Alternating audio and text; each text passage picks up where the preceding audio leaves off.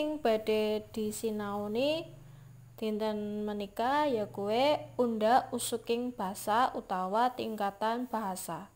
Unda usuking basa ya kuwi trap-trapaning utawa penerapan basa amarga kanggo ngajeni utawa ngormati marang wong kang diajak wawan gunem utawa wawan rembug utawa wong sing dijak omong-omongan. Ing sesrawungan masyarakat Jawa siki basa sing asring utawa sering digunakaken ya kuwi basa ngoko lan krama. Basa ngoko kapilah dadi loro ya kuwi basa ngoko lugu lan basa ngoko alus. Dene basa krama uga kapilah dadi loro ya kuwi basa krama lugu lan krama alus.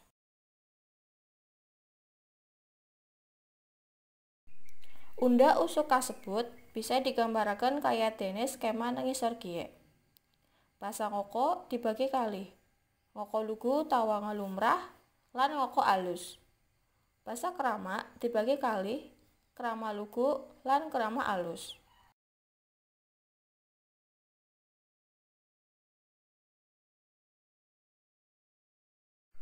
Kangge penjelas, tingkatan basa Jawa secara umum ya kuwi ngoko, krama madya utawa krama tengah utawi krama desa, krama inggil ya kuwi basa krama sing paling dhuwur.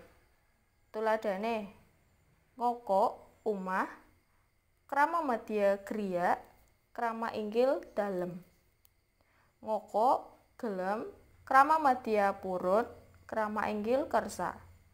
Ngoko nunggang, krama madya numpak, krama inggil nitih.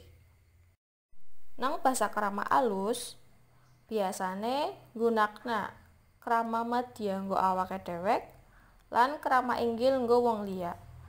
Bisane diarani krama alus amarga tetembungane kabeh nggunakna basa krama.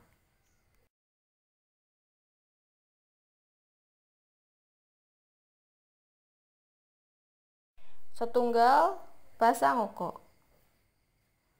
Basa ngoko sing pertama ya kuwi ngoko lumrah utawa ngoko lugu.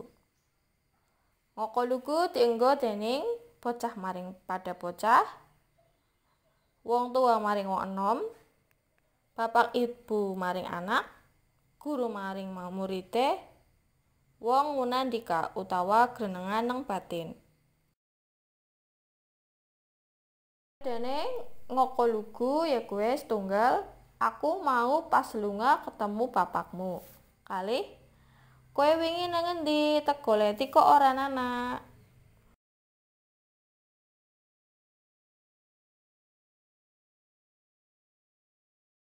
Basa ngoko sing kaping kalih ya kuwi ngoko alus.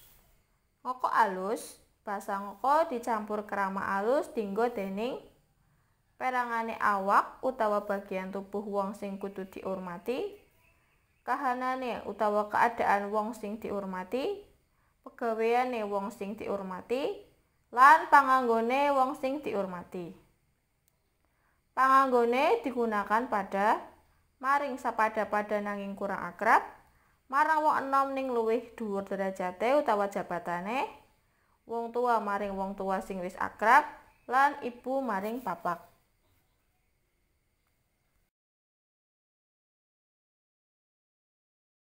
Tuladhane basa ngoko alus ya kuwi setunggal, panjenengan wis pirsa berita mau.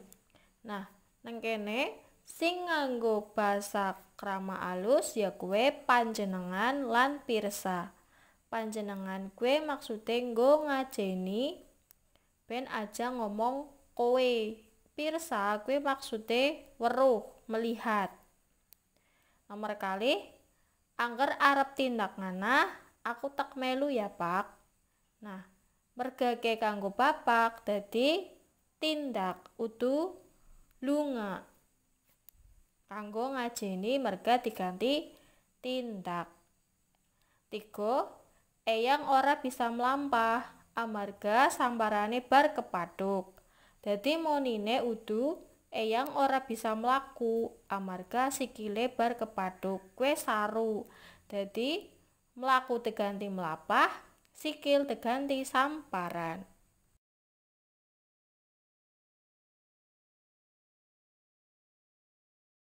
Kalih. Basa krama. Basa krama sing pertama ya kuwe krama lugu utawa krama lumrah. Krama lugu nganggone tembung utawa kata krama kabeh, ater-ater utawa awalan lan panambang utawa akhiran ngoko. Panganggone kanca maring kanca kang kurang akrab, wong tua maring wong enom kanggo ngajeni utawa ngormati.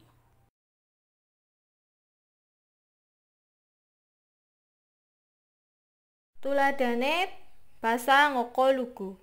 Setunggal Busari saweg madosi griyane Bu Siti. Griya ditambah ne. Griya kuwe krama madyane umah. Panambang utawa akhirane kuwe sing sinebut panambang ngoko. Nek didadekna krama alus dadi dalemipun. Dalem kuwe basa krama inggile umah. Ipun kuwe nggo nggantikna ne ben monine luwih alus, mulane monine dalemipun. Angger ukarane didadekna krama alus dadi Busari saweg madosi dalemipun Bu Siti. Keterangane ngoko lugu kuwe umah, krama lugu kuwe griya, lan krama aluse dalem.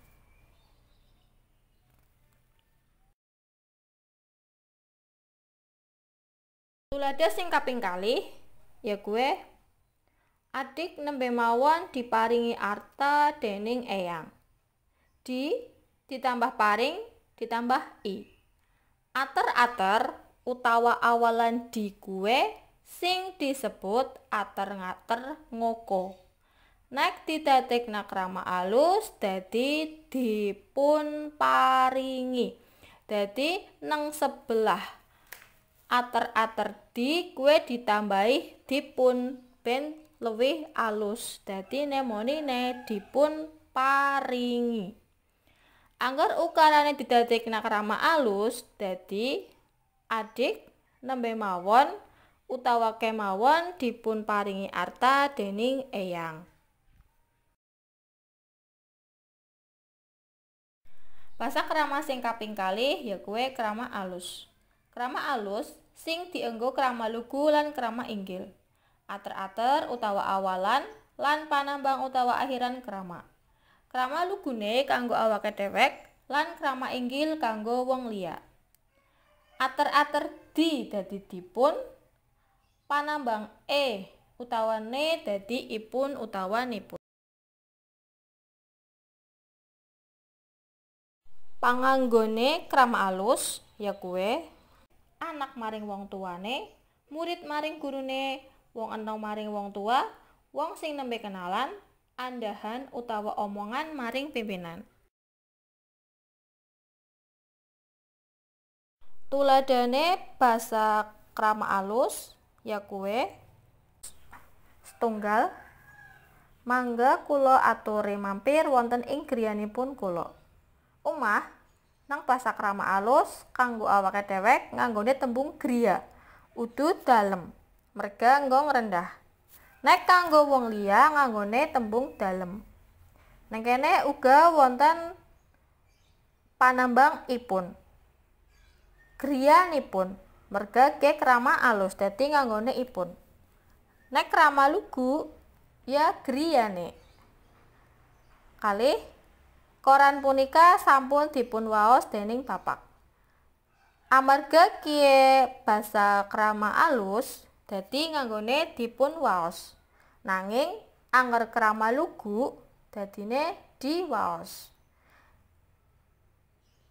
Kanggo niteni kuwe krama lugu utawa krama alus, ngarah gampangane deleng ater-ater lan panambange. Nang tembung griyanipun panambange ipun utawa akhirane ipun. Nang tembung dipun waos, ater-atere utawa awalane dipun, udu di.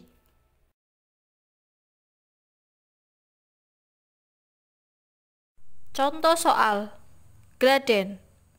Tembung-tembung sing tekurung nang ukara ngisor kiye benerna miturut unda usuking basa sing trep. Setunggal, Pak-aan Bali jam 11.30 sekang Jogja. Kalih, kula ajeng ngomong kalih bapak lan ibu. 3. Kalunge Bu Camat kae mutiara asli. Sekawan, Mbah Kakung kesah maring masjid karo Ali. Gangsal, bojone Pak Mantri niku ngasta wonten ing Purbalingga.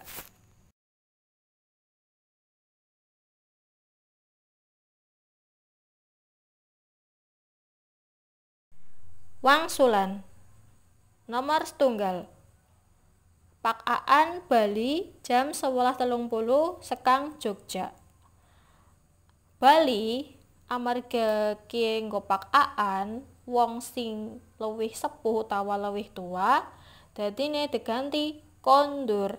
Pak-aan kondur jam 11.30 sekang Jogja. Nah, kiye kalebu basa ngoko alus. Nomor kalih. Kula ajeng ngomong kalih bapak lan ibu. Tembung ngomong amarga nggo aku utawa kula diganti matur. Sanes ngendika, nek ngendika kue kanggo wong sing kudu diajeni, nanging angger nggo awake dhewek dadine matur. Kula ajeng matur kalih bapak lan ibu. Nomor kalih kiye kalebu basa krama lugu utawa krama madya.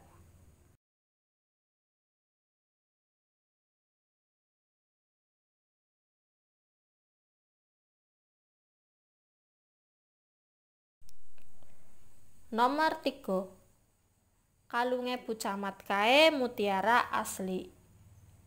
Tembung kalunge kue diganti sangsangane amarga ke kanggo Bu Camat wong sing kudu dihormati, derajate utawa jabatane luwih dhuwur, dadine sangsangane Bu Camat kae mutiara asli. Soal nomor 3 kiye kalebu basa ngoko alus. Nomor sekawan. Mbah Kakung kesah maring masjid karo Ali. Nang kene tembung kesah nggo Mbah Kakung kuwi esih keliru. Kenapa? Amarga Mbah Kakung kuwi wong sing luwih sepuh, dadine kudune tindak. Angger kesah kuwi nggo awake dhewek untuk kita, kula, aku. Dadine Mbah Kakung tindak maring masjid karo Ali. Soal nomor sekawan ge kalebu basa ngoko alus. Nomor gangsal. Bojone Pak Mantri niku ngasta wonten ing Purbalingga. Tembung bojone diganti dadi garwanipun. Bojo krama inggile garwa, nek diganti ipun. Kenapa? Udu garwane Pak Mantri niku ngasta wonten ing Purbalingga. Udu amarga soal nomor gangsal mengikuti tetembungan salajenge utawa kata berikutnya setelah bojone kuwe minangka basa krama alus. Ngasta kuwe basa krama inggile kerja ngode. Dadine garwanipun Pak Mantri niku ngasta wonten ing Purbalingga.